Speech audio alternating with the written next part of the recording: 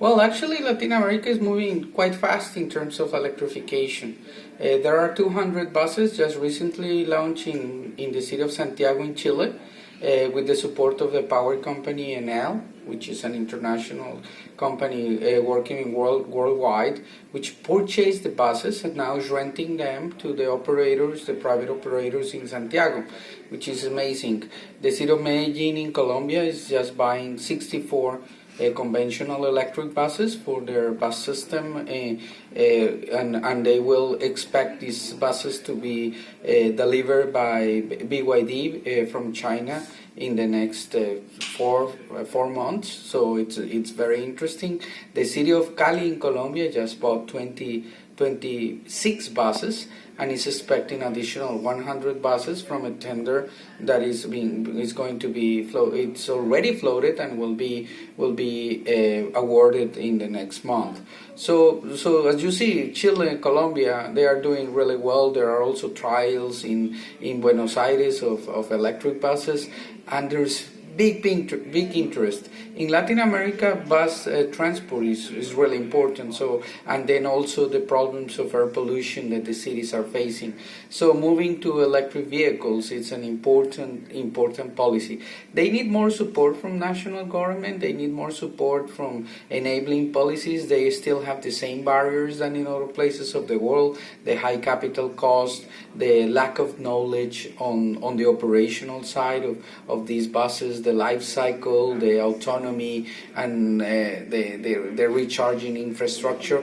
But they're very bold. We see these cities very bold, really trying new things and doing the leapfrog. There's no more talk about hybrid buses in Latin America. Actually, there were plenty of hybrid buses both in Bogota and in Mexico City, but there's no talk of hybrid buses anymore. The cities are moving fast to EVs.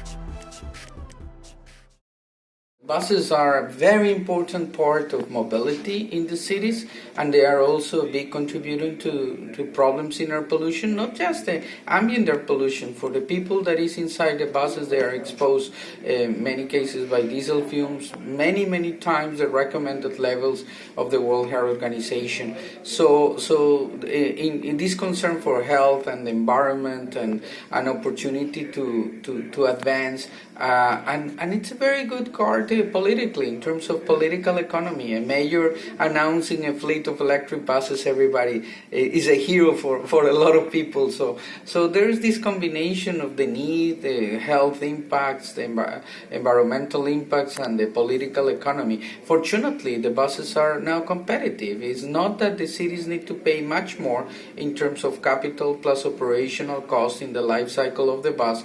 They are now competitive, and the manufacturers are really aggressive. Both the manufacturers from China and now other manufacturers from Europe and from North America. They are putting into the market competitive products that are helpful. Where we are having a little bit of trouble is in the larger buses, which are not that used in other parts of the world, but are very important. For instance, in the bus rapid transit systems, the articulated and de-articulated buses, the manufacturers are not there yet, and these buses are not yet competitive. But I'm sure it won't take too much time.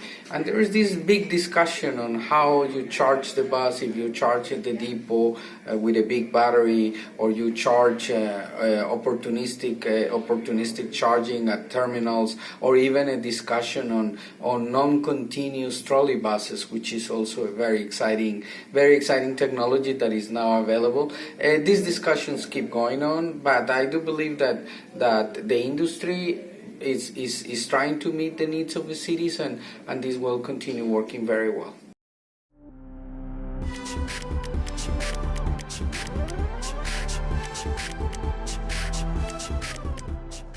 Well, actually, the buses are more expensive with their batteries right now in terms of the capital cost, but they have great savings in terms of operational cost. So what needs to be done is not just look at the capital, look at the full cost of operation. And the big benefit of this type of technology are the positive externalities in terms of health.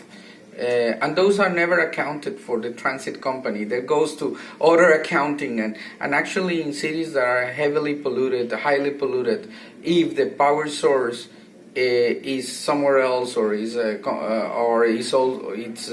renewable, it is very important contribution to public health on the one side and to greenhouse gas abatement in the other side.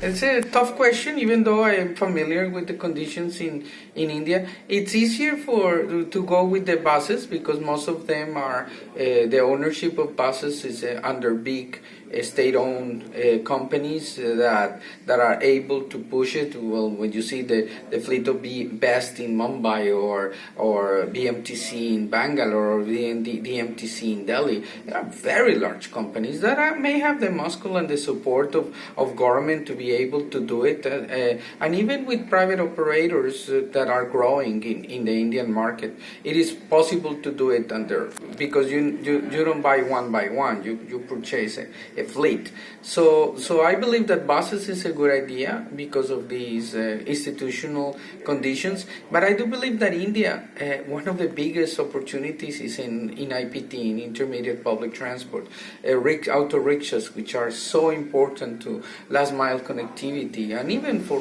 short trips in many Indian cities. I don't see any reason why these light duty vehicles that are so important for so many people can use batteries, and they are light vehicles. They are safe because they are not that fast. I do think that there is a market for electrification of intermediate public transport IPT in Indian cities.